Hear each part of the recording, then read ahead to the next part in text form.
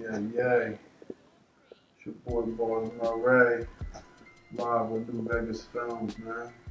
If you want to know about that automatic movement, that motherfucking Rolex collection we've been hearing about for years, about Husky Marinara's watch collection. So today I'm going to show New Vegas Films a little bit of my splashy root beer right here. Back in the day when I first got into these shits 20 years ago, I could have got this for $4,500, bro. Something like this. During the pandemic, this shit went up to like 20 grand. This is a 2002. And this one's special because it has no holes in the case.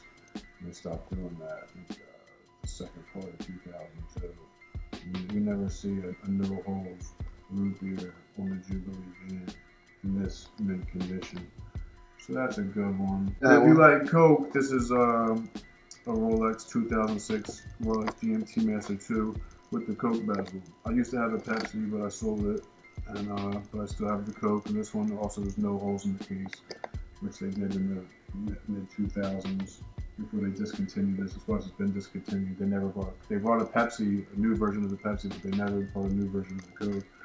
And this is like the last of that model. So it's an oldie but a goodie. And this one right here is a 06.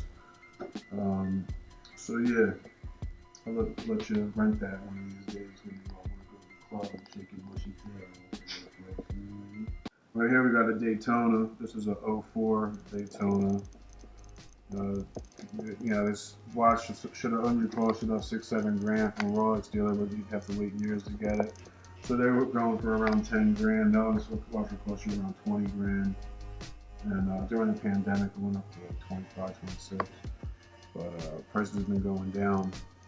So this thing was recently doubled, and it's also discontinued. There's new versions of the Daytona, but not from this era. I'm a little older. I prefer like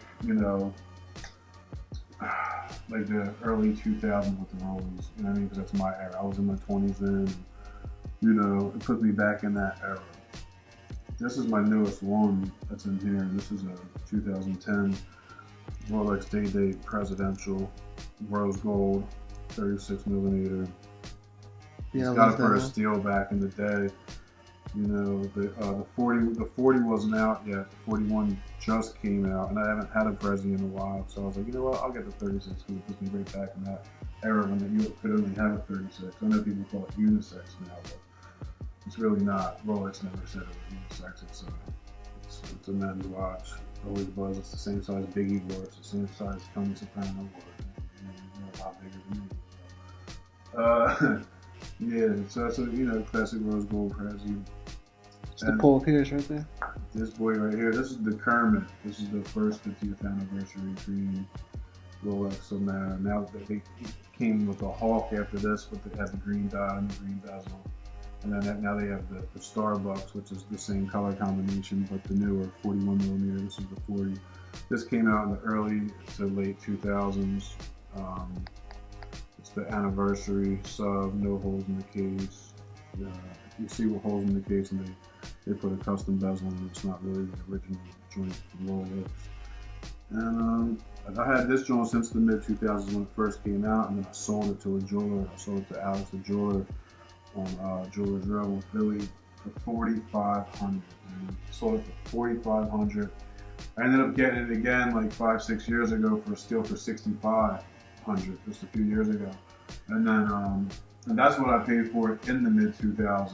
And then I sold it. I lost $2 grand when I sold it for 45. So I rebought it again a few years ago for 65, and then it jumped up, like it doubled in price. It went up to 20. And right now we're around 15. Favorite?